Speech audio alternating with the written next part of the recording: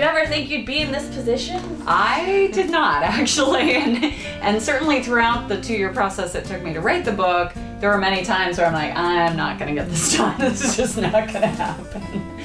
It was the support of the community, a good number of members of the community who I engaged with at different parts of the process to help push me through the finish line.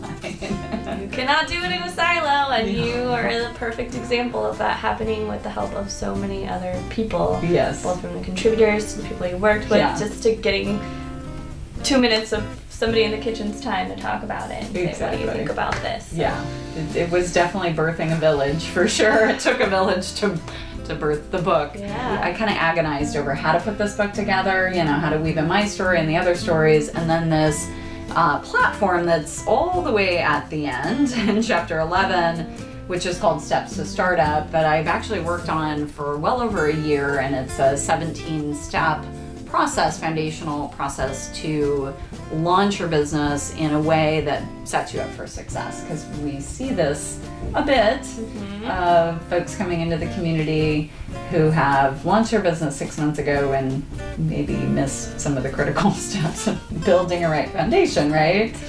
So really urging the reader to go to the stepstostartup.com platform, and they get 3 months free access to that platform.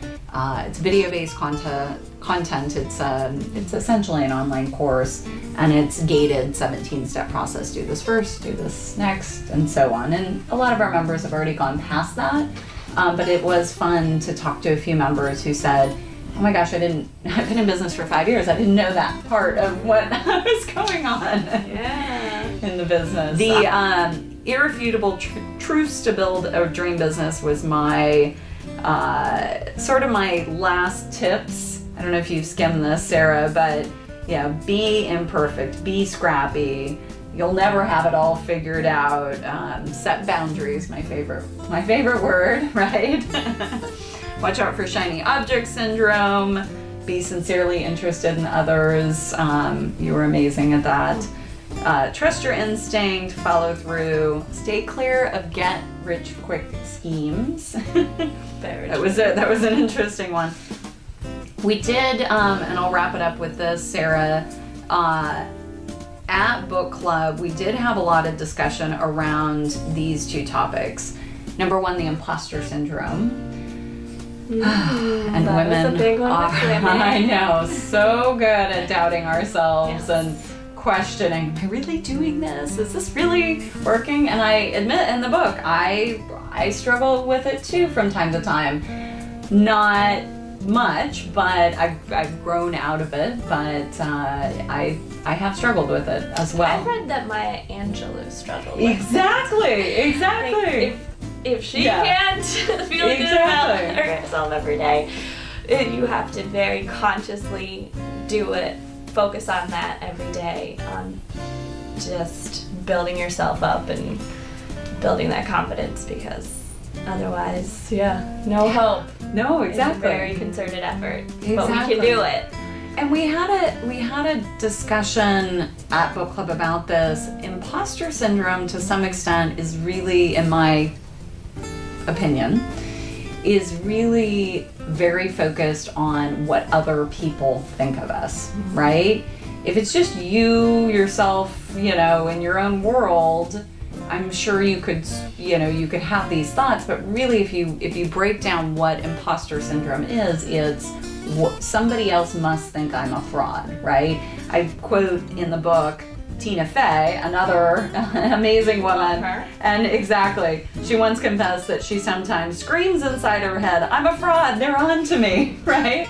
I mean, again, another great example of somebody who's wildly successful and obviously is not a fraud, right? Has done it, but still feeling like that. And really, again, the perception, what does somebody else think of me? It takes two to tango, right? And so I will say something my father instilled in me, and my mother, but I really do attribute my relationship with my father a lot around the confidence that I've been able to build throughout my life, really has to do with, and I won't curse, I do curse sometimes, but I won't curse, not giving a blank about what other people think. And I'm not going to go as far as to say I never give a blank, but I pretty much, for the most part, don't care what other people think of me. And I have to say that has been almost one of the keys to my success, frankly, is just going for it, right? Frees you up to just try whatever without worrying about what other people think. You'll try so much more stuff. And I think the Tina Feys, the Maya Angelou's, that gives us hope to say, if these people are feeling like that, maybe it is in our heads a little Exactly. more than we think, because if they're having that perception, that's all in their head. Nobody else thinks that way, so that we are probably putting a little too much on ourselves. Yes. Yeah. Good deal. Awesome. Hey, thanks for talking about it. It was so fun. Exactly. Bringing everybody together. Yeah. If you weren't there, there's always more discussions to be had around the book, so join us. But thank you for the recap. It was so great to just hear your perspective, and I love it. Thank you. Thank you.